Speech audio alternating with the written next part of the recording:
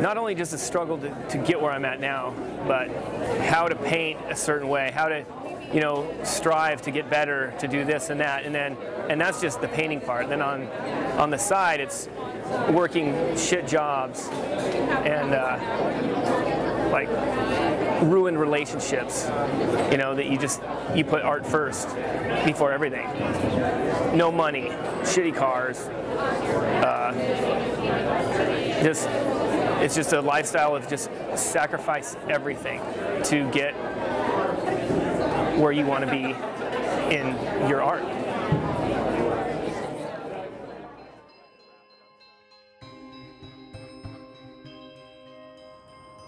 I'm Shay Davis, the one and only. I'm Shay Davis, born and raised in Denver, Colorado. Now I live in San Diego. I call this place home. I love it out here. 35 years old, athlete, artist, shaman maybe, who knows. Definitely have some like weird thoughts. I fit in, but I don't. But probably everyone is like that, you know? Even as a little boy, he never ceased to amaze me. He would spend a whole afternoon playing in the mud with bugs and beetles, and then the next day he'd be riding his bike wearing a Batman cape, cowboy boots, and a Star Wars stormtrooper's mask. Shay was in kindergarten when he began drawing superheroes.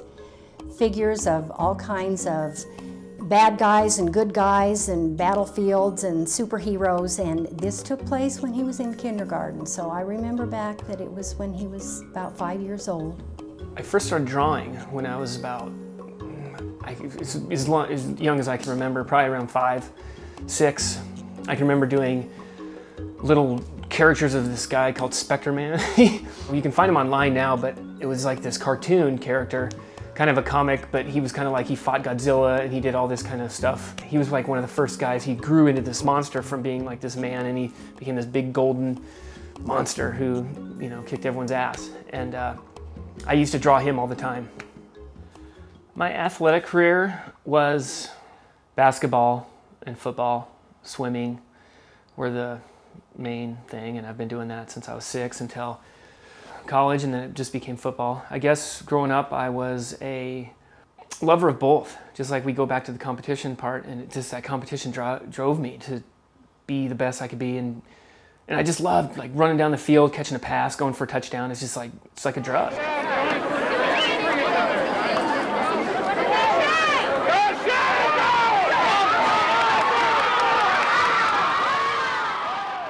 I really started to get success once I was in high school. I started to become on, you know, newspapers all the time, and All-American in football, honorable mention All-American in basketball. I led the state in scoring in basketball my senior year, was co-players of the year with Chauncey Billups, who now is a big NBA player, and we won the state championship. I got a full ride scholarship to CU in Boulder, Colorado, where we were, the years I was there, we were number 3 in the nation twice. My father wanted me to be definitely athletic because that's all he pretty much knew. He didn't know any arts. I'm the only one in my family that's done any art whatsoever. My mom has always kind of looked up people maybe who have done other artistic things, and I'm the only one, so it was kind of the only thing that, you know, we have ever done is sports. Thank you, Gary. Shay Davis, you have been involved in so many playoffs as a football player and a basketball player. Now you get the championship. Is it everything you thought it would be? Yeah, it is. It hasn't quite hit me yet, but I know it will by the end of the night. Let's see. First sophomore, I went to the Final Four in football, lost to Longmont, then again in junior, and again lost to the state championship to Wheat Ridge.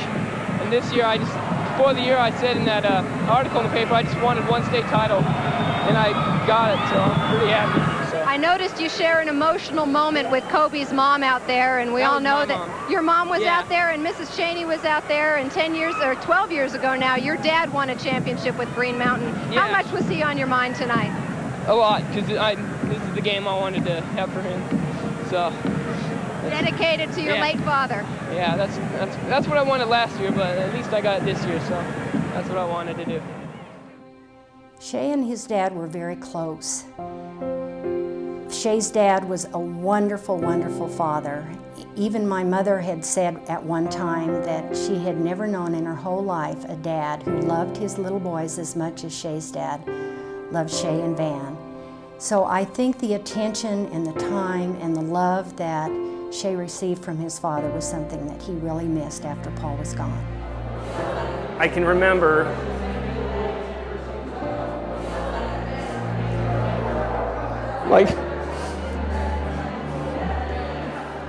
drawing with my dad before he passed away, and just vividly remember, having him really liking that I could draw and paint and stuff, and that just kind of elevated throughout the years to where all the sports and all the accolades I got, just in my heart, I kind of now look back and realize that my main passion was art. And I think he'd be proud.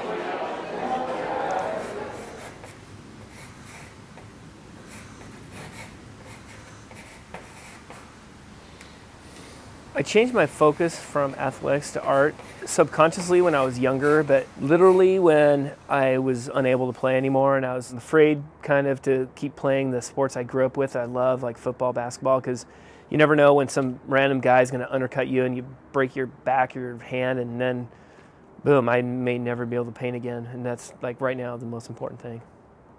I met Shay a couple years ago. It's about two and a half years ago. We just connected on a personal level, on an artistic level, and we just started a relationship of showing his work up here. And I gave him his featured show in May of 2009, where he had a full wall in the front of the gallery. The type of art that I focus on, which is kind of founded and started in LA and in Southern California, is the pop surrealist lowbrow scene. The underground scene started showing everything, everybody, and we realized that the graffiti artists and the illustrators, they had a voice. Like the graffiti artists are now like the new surrealists, So all of a sudden these artists were selling on the underground without any advertising dollars or any gallery support, selling artwork every month. The gallery started paying attention to that. The movement began as a rebellion against abstract art and intellectual art.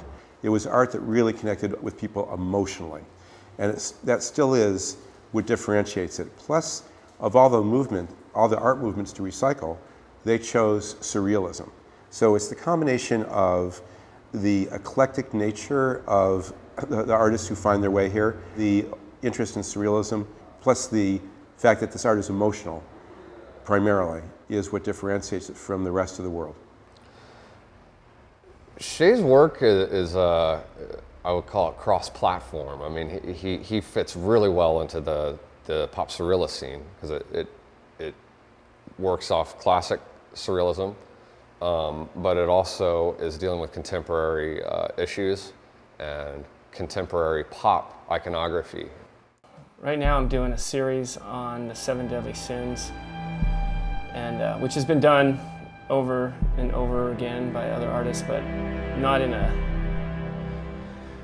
a way that I'm doing it. I think I'm putting a whole different meaning towards it, where a lot of other artists have done it. There's like one figure that's fat in gluttony, and there's one, figure that's, real hot in, vanity or whatever. And I guess I've done greed and pride, and this is gluttony. And I've done a couple small ones. I've done a small gluttony one, which is a bunch of walruses that are feeding frenzy after, this fruit flying in the air, and they're kind of killing each other. And This one, as you can see, as I said about the gluttony, it's you know, the story behind it is kind of where it's kind of the futuristic of gluttony, where there's all these people, there's strippers and girls from the 50s, but it's really 2020, and everyone's eating and drinking beer and wine and stuff that I always think is gluttony, is just not food and being fat. But you know, there's beautiful people who are gluttons, you know, who smoke 2 packs a day and, you know, drink like crazy and just, you know, fall over, you know, themselves every day, and but they can still, it doesn't mean they're just big fat slobs that don't move. With lust, I decided to just kind of go with how I look at lust. Beautiful women, big breasts, gorgeous flowing hair, enticing men. And here at the bottom, I have this guy, and he's kind of just like coming out of this like abyss, and his head just is exploding with women coming out. And just kind of what men go through, and it can drive you nuts. And you know, it's something that we have as a, you know, as a innate thing of our being, to be that kind of, you know, be animalistic. But to go overboard is just, you know, that's where I think the sin would come in. And in today's day and age, definitely overboard. I mean, it's nothing but billboards with just nudity, porn, all that stuff. Just like, it's nuts, and it's all over the place, and it's just, and that's where I think this whole, you know, idea for my painting came through, is just to kind of show you that it's, you know, there can be way too much, and it can, you know, desensitize a man, and that's what lust is all about, and this painting is all about that. I first met Shay right after I graduated from college at Colorado State, and I remember I was hostessing with a girl who was probably about 3 years younger than me, and Shay walked in with some patent light blue, baby blue shoes, and I kind of nudged the girl next to me, and I said, "Who is that?" And she looked at me and she goes, "Oh girl, don't even go there. You are not even going there." She goes, "That is Shay. He valets out front, and he's in here with some Nuggets cheerleader, Broncos cheerleader every other week. This is, don't even go there." And I go, "Oh, is that right? Is that right? Yeah, well, he's gonna be my boyfriend." When he first started painting, he was painting in a really janky ghetto garage in the back of one of his buddy's house. And no insulation in this thing. I mean, seriously, freezing and not fun. But I was so Twitter-pated with this guy, and I also love to paint, that I was like, this is our opportunity to have fun. So multiple days on end, we'd set up our easels back to back.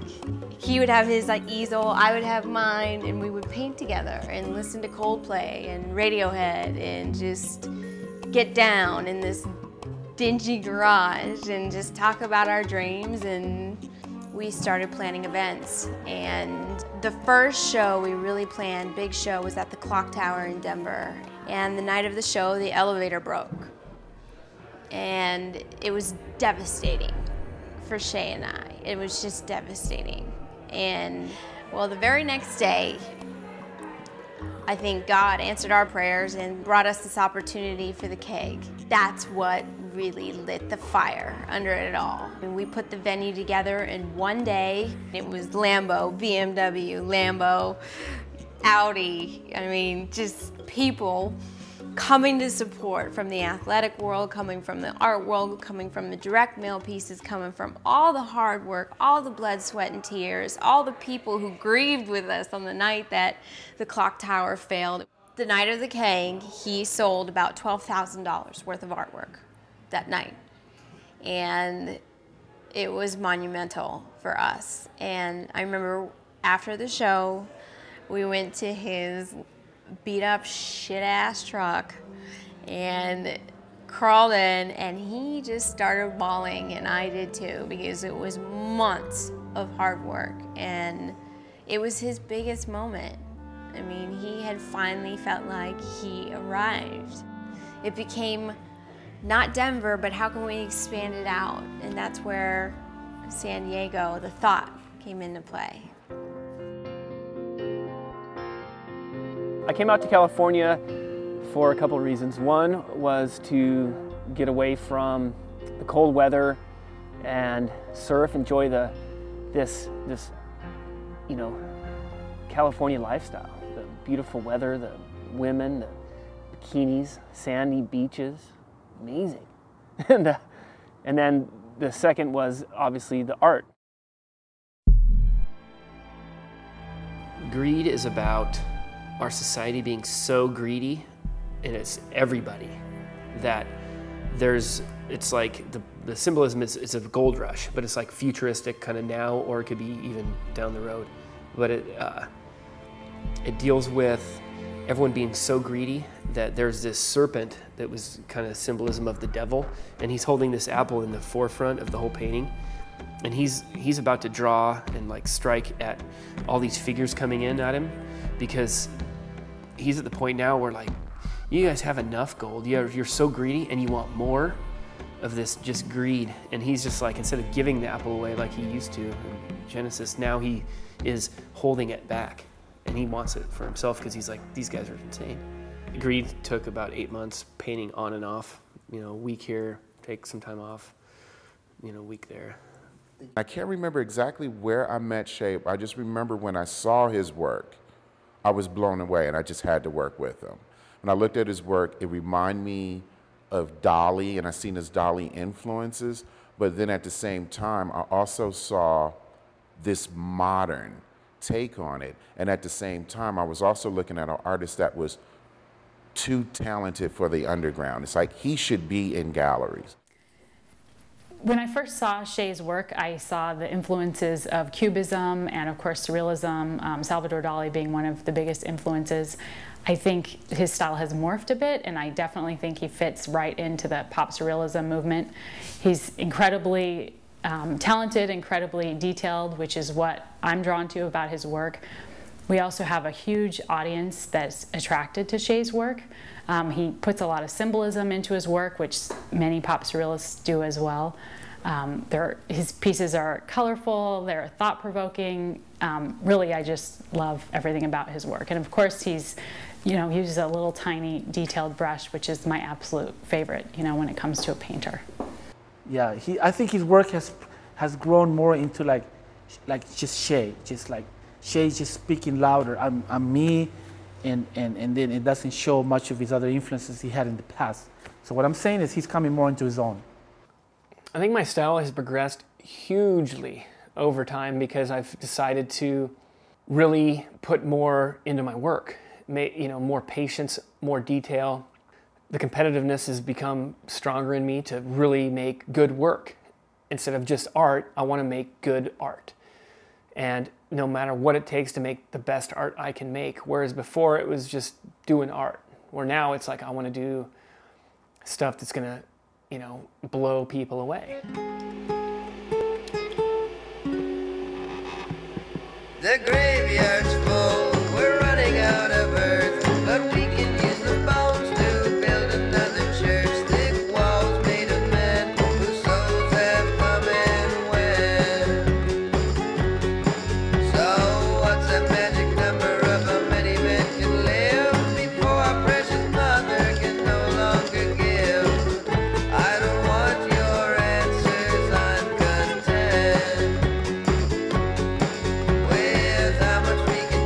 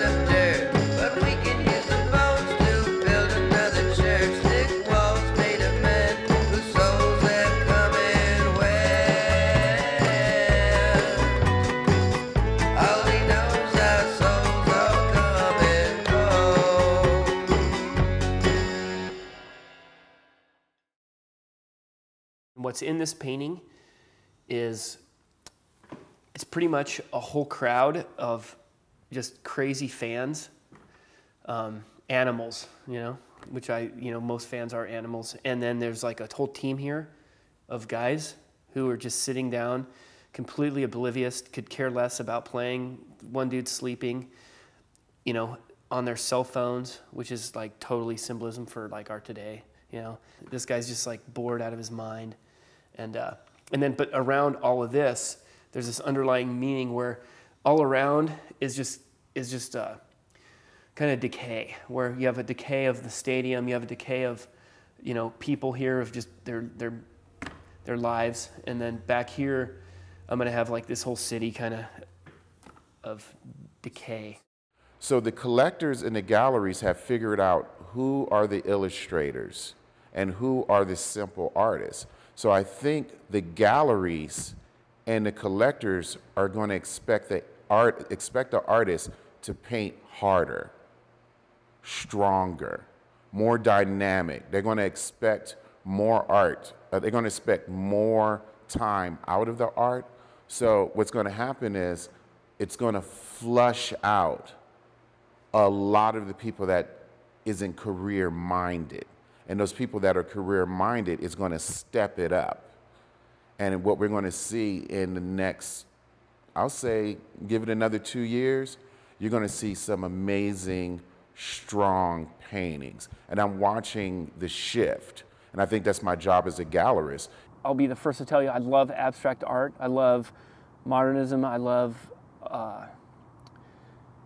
people who come up with new ideas to represent themselves and maybe, you know, express themselves. But when you get to this point where everyone's an artist and everything's art and people can throw on any price, just throw some art or paint on the canvas, call it art, it's bullshit. And it's caused the whole art movement to slow down, and in a big roundabout way, less respect for artists that are true artists who really make a craft out of it. And I think it's a terrible, terrible thing that's happened in the art world. Enough good painters have emerged in the last 4 years that it's gotten extremely competitive. It used to be that if you could paint in a kind of cartoony style, you could give like the thing was to have a cute little bunny rabbit and put a knife in their hand and a little blood somewhere, and then it would be cool and edgy. And you can't do that anymore. Now there are painters like Shay and painters who are extraordinary, who are selling quite well, and it's very competitive. So you can't be an amateur about it. You really have to have a passion for it. It's not for everybody. The first painting I sold, when I decided that I could actually make a living at it, was this lady. She was like this older woman in her 40s, and I was in my early 20s, just out of college, and she commissioned me to do this painting, and I gave her a price, and she was like, okay, and it was like $1,200 for a pretty good size painting, and brought the painting up, and she kind of sets me down and starts, you know, feeding me wine, gives me some food, and, you know, this and that, starts talking to me here and there. She just out of nowhere gets up, drops her drawers, just butt naked, ready to just go to town. And I'm just like, I'm not attracted to you, you know? I'm like, damn, you know, this girl just gets butt naked, and she's just like, let's go get it on. And I'm like, nah, I'm not attracted to you, you know? I'm young 20s, you're old, you know, 40s, and it was such an awkward situation because there's painting sitting there, she's bought it, and now she's naked in front of me, and I'm like not going for it, and she wouldn't let me leave, and I was just like, I can't leave because I don't, you know, so I'm like, am I gonna get raped here, you know? And sure enough, finally she goes to the bathroom, she's drunk, and I just hop out and just kind of hop into my car and take off, and that was my first sale. Envy, I just have, it's a little different than the other ones. It's more, I know it goes deeper, I guess, but not too serious. It's got kind of all these figures of, like army figures, you know, toys, and that just kind of represents, you know, all these countries envious of other ones and in the war and things like that. And then you have this woman who she's kind of just showing off her nipple, envious that she's not getting the attention that a lot of women think they get, you know, out here in the West. And, you know, I threw this kind of Mayan thing into that with just how things, you know, are almost at an end and everyone's just running around trying to, you know, figure things out, yet everyone still is just envious of everyone else and what, you know, people are doing, and, you know, countries and women and men and, you know, who has what and this and that. And that's what envy's about.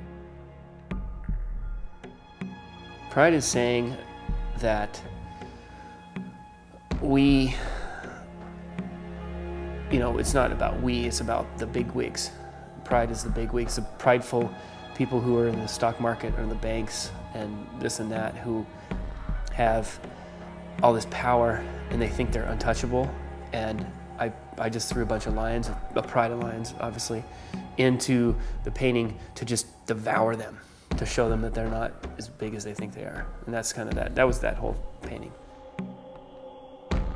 With Vengeance, I basically had thought about this a long time ago, and it took me to the last painting to do it, but it's basically me as a self-portrait being a suicide bomber, and just kind of like in your face showing that, you know, all this stuff going on with the different fightings of religion and all the bombings that, you know, these crazy, you know, fanatics are doing is a sin. And, you know, they think it's godly, but it's a sin.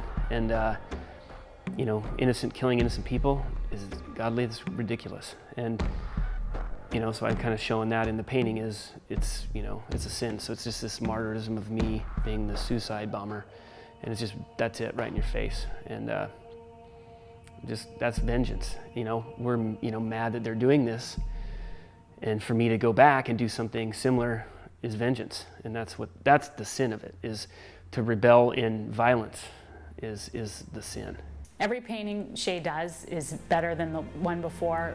His talent has always been there, but every time I see a new piece, it's getting better and better. He's continually evolving. I think if he continues at this pace, you know, in 10 years, he's certainly going to be one of the most respected artists of our time, and also of the pop surrealist movement. I see Shay going on to doing many bigger shows, bigger than our gallery, certainly in New York, and also museum shows as well. I mean, museums would be the ideal at this point. I mean, because he does museum style work. I mean, it's epic. It's the kind of work that anyone can appreciate, whether you know about art or you don't. I see that he has the potential of being world famous, yeah. And maybe on the top, I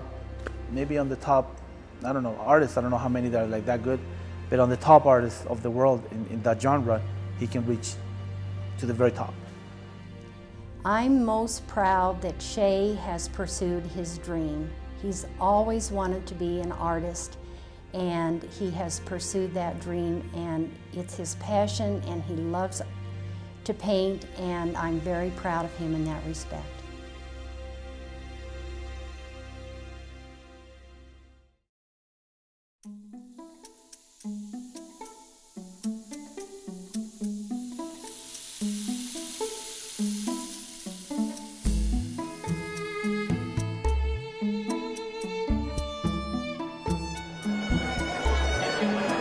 This is Shay at the Oceanside Museum for my art show, my first museum show of my life, and it's fun.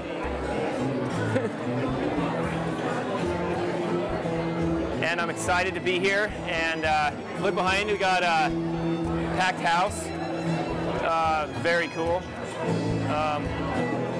Great vibe. I'm so excited to be here. This is my first museum show. It's insane.